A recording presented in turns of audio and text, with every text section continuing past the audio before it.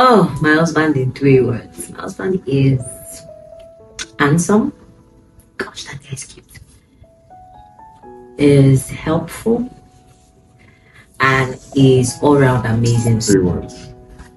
She's beautiful. She's courageous. Is that one? And she's expressive. So I would say handsome because he doesn't know. He doesn't know inside this. That's how my husband will look at you. He has these very cute eyes, like he's so cute. And my husband has this different kind of handsomeness when he's driving. I'm like, they're giving. Sha, that's why. Sha. So I said beautiful, courageous, and expressive. Beautiful because she's beautiful. She hot. Yeah. So yeah, she's beautiful and she's light skinned and she's got the goods. So yeah. Number 2, courageous. Courageous because she really doesn't give a shit about anybody. No, but courageous because she, as much as she's respectful, her views, she does not keep her views and opinions to herself. She is very expressive. She, no one can beat her down or keep her down. She's a fighter. So she's very courageous. Helpful. I have never seen somebody that is ready to do anything, even if he is very tired. You can wake my husband, like my husband is far gone sleep, like he's sleeping. And you can tap him and say, babe, I want water. He will stand up. And I'm like, I'm about to say, okay, I'm tired. Let somebody else go and get it. But you know he wants to do it. There are sometimes I won't tell him, no, let the nanny do it. You don't have to stress. Oh no, I can do it. I will do it. I said, he is that helpful. He's so good. My husband is all around amazing. He's an amazing husband, amazing father. My goodness. Then expressive. She's one who expresses everything, emotions, views and opinions, like I said, and she's a very happy person, so she's extremely expressive in everything.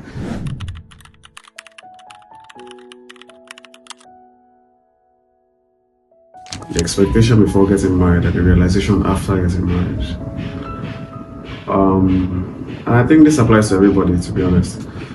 As any guy, you get into marriage and you're expecting to bang a lot, yeah, or a lot of sex, and that usually starts out in the beginning, but then afterwards there's not that much banging after childbirth. I think this is probably something that echoes around every marriage I know. So yeah. So my expectation and realization was that, so I'm a very punctual person. Like me, I'm time.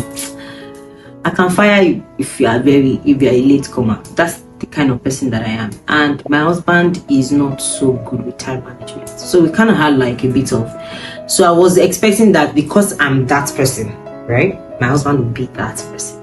But alas, ding ding, that's where you put soundtrack for me. When I say alas, you just ding ding. It shocked me. So we had a lot of back and forth with time management. My husband will tell someone that is coming by 12, but 10 o'clock, he's just standing up for the bed. I say, tell me how you want to meet that person by 12 o'clock. You're supposed to be leaving the house now. Like, don't worry, it'll be fine. So that was expectation and realization saying, how do? It shocked me.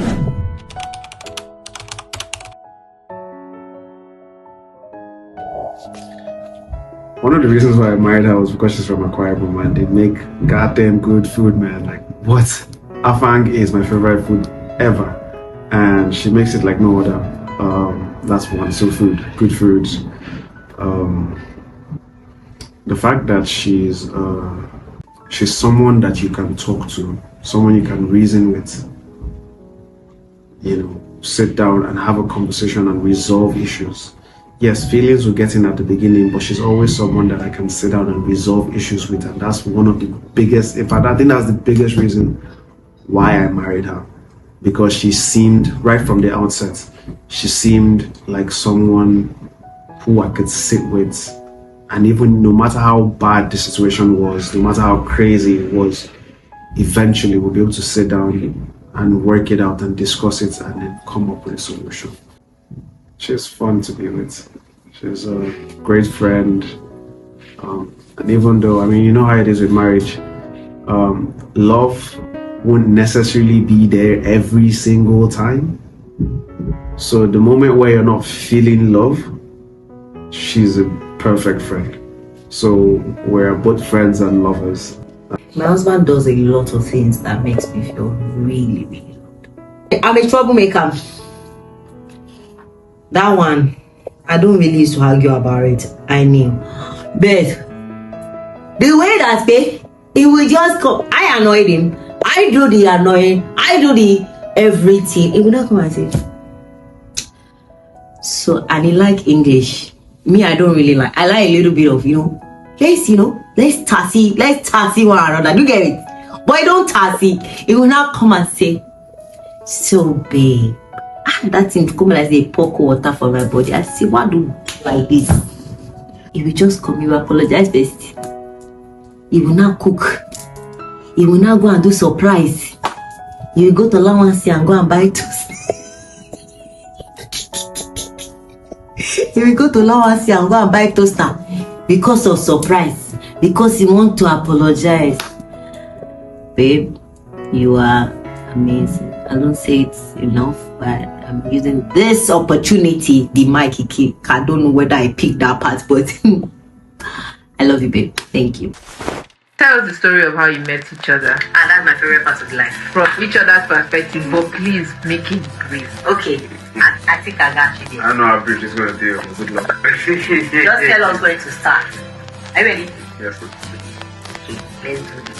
So basically, Yep.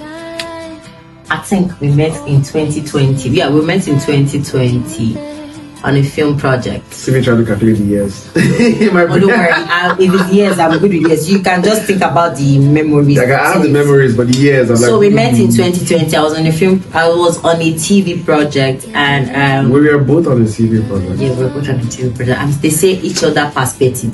When we say the I, then we will not get what we say now. When we now join, we will not say that the we. But that one now looks like I came to haunt you in the TV project. You came to, because had it been you didn't came to, understand? You would have met. Of course, yes. But let's go. Okay. So we met in the year 2020.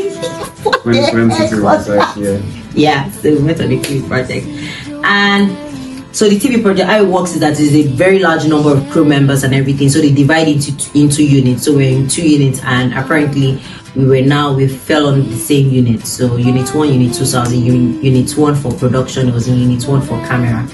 So I was always doing my thing, running around, doing production assistant, going up and down sets, carrying actors, making sure crew members are okay, and all of that. Yada.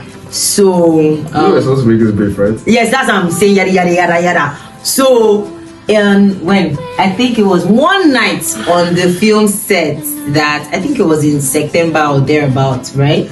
I mean, I'm really not bothered about the dates per se. I know I can't remember, but one night we just.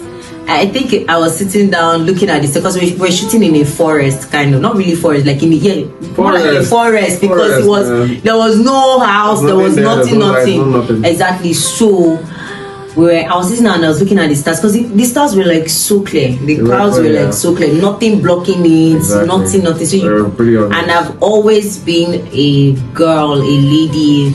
From young, girly. Very fantasy like. I like watching the stars. I wish they were shooting stars in Nigeria, but sometimes I didn't see it. I've never seen it because I'm always looking at the stars.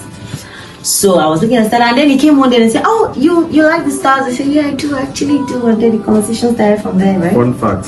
So, also, she's the one person I know that I've ever been with that was interested in something related to nature. So the fact that she was looking at the stars was pretty interesting. Yeah, because shooting in the forest just made me feel like I was very, very in tune with nature. I could feel God more, basically. I was walking barefooted, I was feeling the grass, it was so greeny and everything. So that's how we met, Sha. That was our first time talking. Little did I know that this man was actually scoping me since before that time. I didn't know that. But really, how did behind you since now. Why? Because of the biker shot I was doing? No, I mean, so let me not try to. I'm not trying to be harsh or something. everyone wore biker shorts. You get, so it wasn't particularly that. It was your attitude, the way you behaved, the way you treated other crew members and things like that. And she was really good at being organized. I was like, I don't think I'm very good at being organized. She had the goods with the organization, so yeah, I was interested in that. So she was, what it was like, every time I saw her, every time we worked together at the same place, she ticked a box that I needed in my life. She ticked a box, and I was like, So she ticked enough boxes that I'm like, okay, yeah, it's time to pull the trigger. And then I called my mom before ever going to tell her that, hey, I like you. I called my mom and told her, hey mom, I think I found my wife. This is it. And I asked a couple of people about her character, and everybody gave me a okay. So I'm like, okay, yeah. I mean, now it's time for me to sort of figure it out a bit. I didn't need that much time. So that was how the thing happened. Yeah. So we started talking officially in that September ending. I'm very good with dates, so I can remember it very well. So September, October-ish, we started talking very well. We'll go, he'll carry camera, we'll walk back to the cafeteria together and all of that. So my husband came to me and said, oh, I want to talk to you, blah blah blah. He went on a fast, 1 week fast before he got his conviction right and everything. After all of the things that the research and the inquiries that he made, he now went on a spiritual fast. To get the AOK from God. Exactly. Really so after that, he now came to me, was like, oh, he wants to have a conversation with me, he wants to talk, blah blah blah. Like, you know, I mean, I was going on with my domestic violence relationship that year. So it's okay, let's move on. So that's how we came to say, okay, so I know that this may sound weird. My husband can speak English. He like English. He don't speak pidgin. It may sound weird, but I think we should was that what no. I want you to be my wife. I said, no. He said, okay, I'm not really doing I think I was straightforward now. Yes, you're straightforward. I've never seen. Let me not even lie. I've never seen. That's it. So he says, I want you to be my wife. Like yeah. At least I didn't come saying. I don't want to do this girlfriend thingy. At least I didn't come saying. One pastor said that me and you should. I mean, there was only I know. You'd have given me the look and just said. I would have off my glass. Exactly, I say, excuse me, sir. I think you should leave now.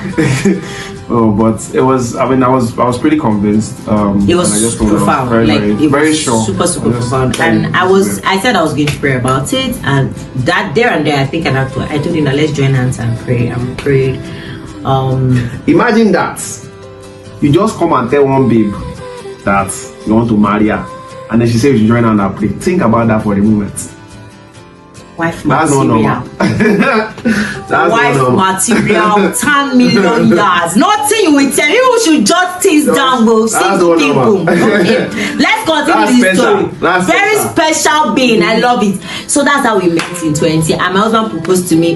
He had a conversation. This is one question we're answering. Yes, so he had that question. He asked that question in like October. My husband proposed to me in November 29. So yes, you can meet your husband in a month, in a week, as my mother used to say. I used to tell her that it's a lie, you have to stay for 1 year. But now, mommy, you are right. I met my husband in August. We started talking officially in September ending, and he got proposed. I got proposed November 29 that same year. How do you handle disagreements and conflicts in your relationship and or marriage? I said it now. You always apologize first. But I'm a carrying face person. Yeah. If you irritate me, I carry face for you. I don't know how to lie. Even if I try, my face will tell me it's a lie. Sister, you are not happy. So there's this weird thing that she does. Every time we have a disagreement, it follows a sequence of behaviors. So it starts like this. Let's have it. So it starts like this. You will first see that her mood has changed. When you talk to her, she won't really answer you too.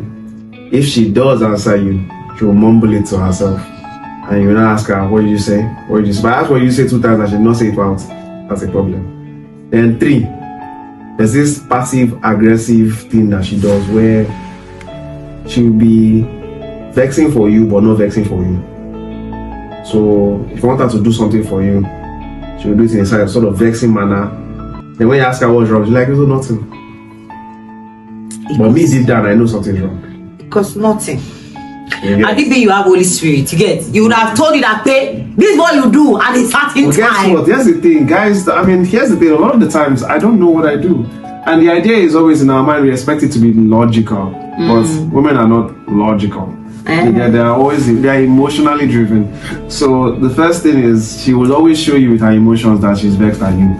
It now leaves you to now figure out what you have done wrong. That's assuming you have done something wrong. Because sometimes, if at a good amount of times, I've not done a single thing. Nothing. You get?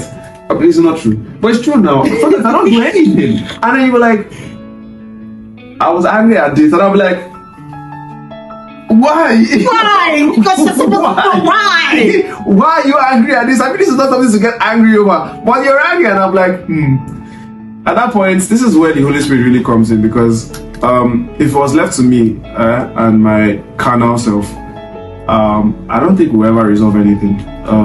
So at that point, she's emotionally sad and angry and everything. At that point, me, I'm looking at it logically. So I'm like, okay, Holy Spirit tell me, guy, just gonna apologize to her.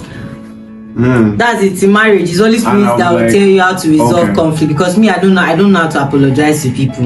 That's the thing. So there are times that I'll be sleeping and the Holy Spirit will wake me up and say, "Go and apologize." Actually, yeah, and she does that. That's happened to her a couple of times. I'll just wake up. Vex, but I'll carry myself to. She'll just leave me and then we'll talk about it. She'll apologize and we'll talk about it. What that does is open the table for discussion.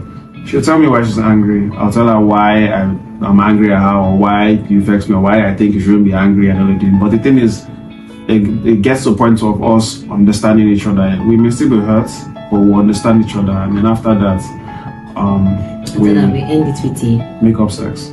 Lots of make up sex. And lots of make up sex. That's why you doing that. But it's true now, there has to be.